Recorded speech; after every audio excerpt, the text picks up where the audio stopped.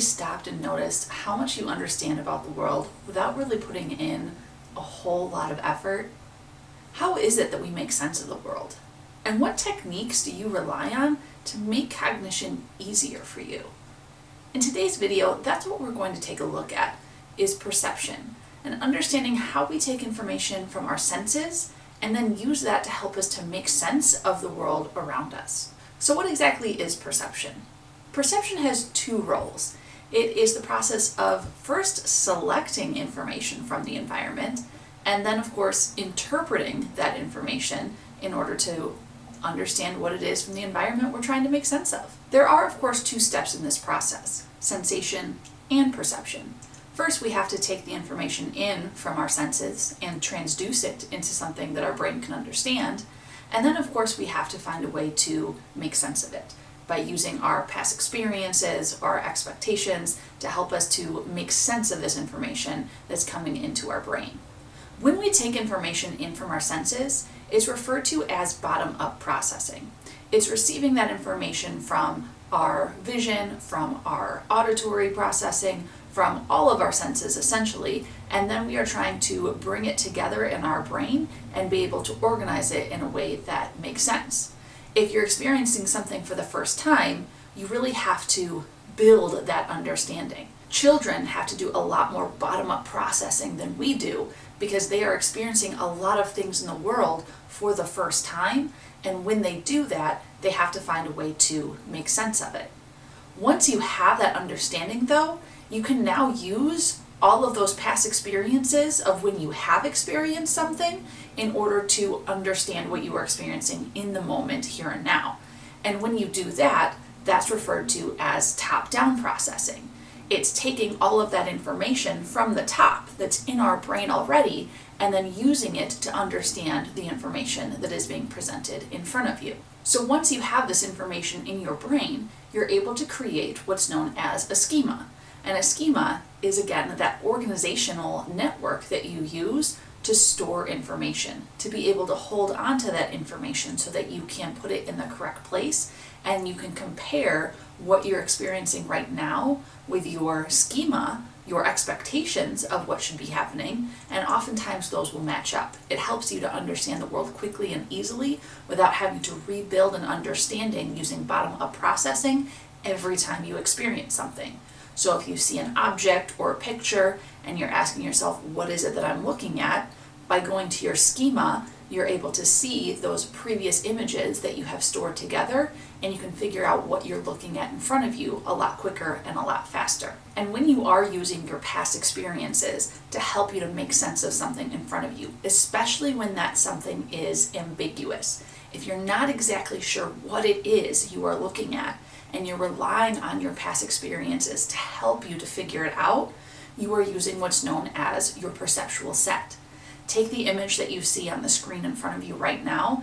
In the middle, those images are ambiguous. We're not entirely sure what we are looking at. But if you scan from either left to right, moving towards the center, or from right to left, moving towards the center, what you look at previously might influence how you interpret that ambiguous information in the center. So if you go from left to right, starting with sort of an Elvis looking face, you might interpret those images as a face. But if you go from right to left, starting with an image of a woman, you might interpret those ambiguous images as a woman. So taking that into a grander scale, when you're experiencing something in your day-to-day life that you're not sure what it is, you're using your whole host of past experiences to help you to make sense of what's being presented in front of you right now.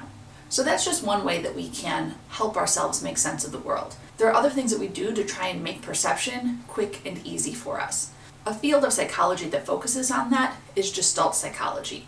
This belief that in perception, the whole is greater than the sum of its parts. Meaning, when we look at information, we try to use grouping principles or techniques to try to interpret things as a whole as opposed to individual units. And this can help us figure things out, again, as quickly and easily as possible. Take, for example, the Gestalt principle of closure. If you look at the two images that we have up here on the screen now, you'll see that they are images you can recognize, but they are also incomplete. There are lines missing from both of these images, and yet your brain can still perceive them as a whole.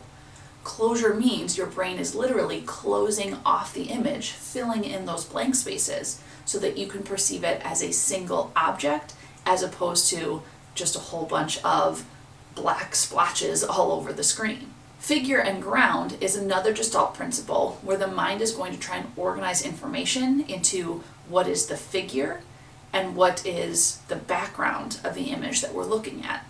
Now, of course, in our day-to-day life, the figure is usually the thing that we are looking at, that we are focusing on, and everything else fades into the background. An image like this, however, can demonstrate that principle of how we can flip back and forth. Do you see it as two faces looking at each other? Or do you see it as a goblet in the middle, and do the faces now blend into the background? Proximity is another grouping principle that we use to try to organize things quickly and efficiently. When we see objects that are close together, we will often think that they belong together and perceive them as a unit.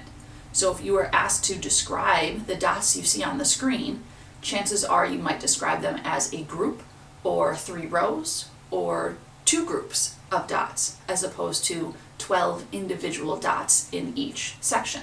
In realistic terms, when you see people standing close together, based on proximity, you might assume that they are friends or that they know each other based on how close together they are. Similarity works in the same way, where we group things together based on their similar features, and we assume that they belong to the same group. It's what allows us to perceive the shape in the image that you see in front of you. And also when we see people that look similar. Let's say everybody walking down the street wearing green, and on the other side everyone's wearing red, you might assume one group are fans of one sports team, and the other group are fans of the opposing team.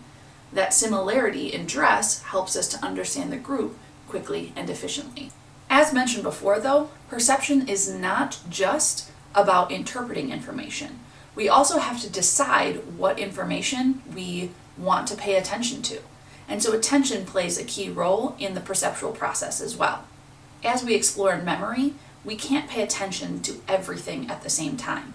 We have to choose what from our environment we are going to pay attention to.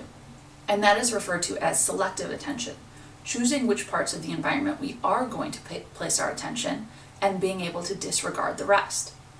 Even when we are paying attention to some key features of our environment though, it is possible for other pieces to grab our attention.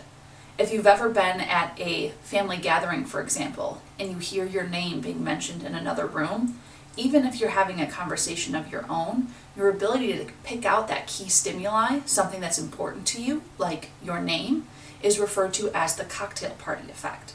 And because we can't pay attention to everything at the same time, there are also going to be times that we miss key details. And that's referred to as inattentional blindness, where something can happen right in front of your visual field, right as you are looking at something and paying attention. If you are so focused on one aspect, you may miss other things happening in the scene around you.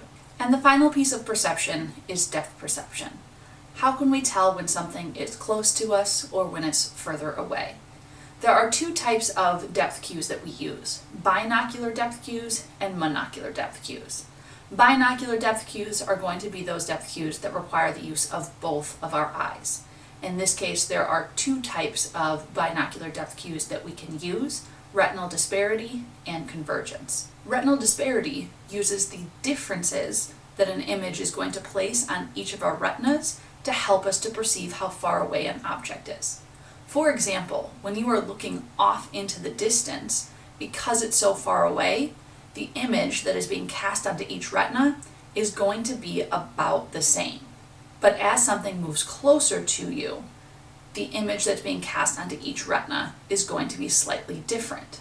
An easy way to think about that is if you were to look at my hands right now that are very far away from you, you can see both of them with ease, and it's casting a single image onto each of your retinas that look about the same. Now if you take your own hands and hold them up to your face here, each hand is casting a different image onto your retina. Because it is so much closer to your face, you might even have to move your eyes left and right in order to focus on each image. And that tells us that that image is much closer to us than the one that is further away from us. Convergence is the other binocular depth cue that we can use that tells us that as an object is coming closer to us, our eyes have to move further inward. So again, an object very far away, our eyes can stay relatively straight forward. Think about how some people learn how to cross their eyes. As that object comes closer and closer, it forces our eyes to move inward in order to see the object, and that allows us to perceive its depth. You don't always need both of your eyes to perceive depth though. Monocular depth cues are ways that we can perceive depth that only require the use of a single eye. One monocular depth cue is relative clarity, and this is where objects are more clear when they are close to us and more hazy as they are further away. Relative size is another monocular depth cue. Whereas something is closer to us, it is going to be perceived as larger.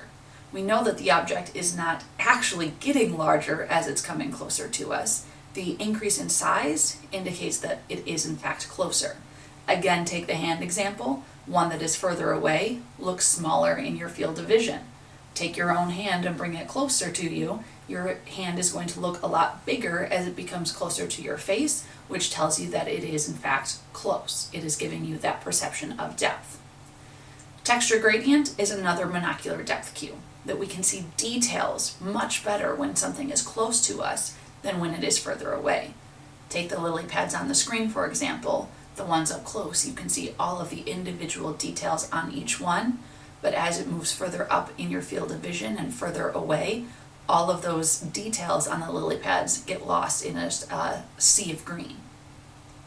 An interposition is our final depth cue that tells us we can tell which object is closer because we can see all of the object and it is cutting off some of the features of the object that's further away. It's how you can tell that I am closer to you than the wall behind me because I am cutting off part of the image of the wall. But the table is even closer than I am because the table is cutting off some of my image. So when one object is blocking another, we know that that object is closer. And then finally, not a depth cue, but another perceptual cue that we use is called apparent movement. And this is where we perceive movement where there is none.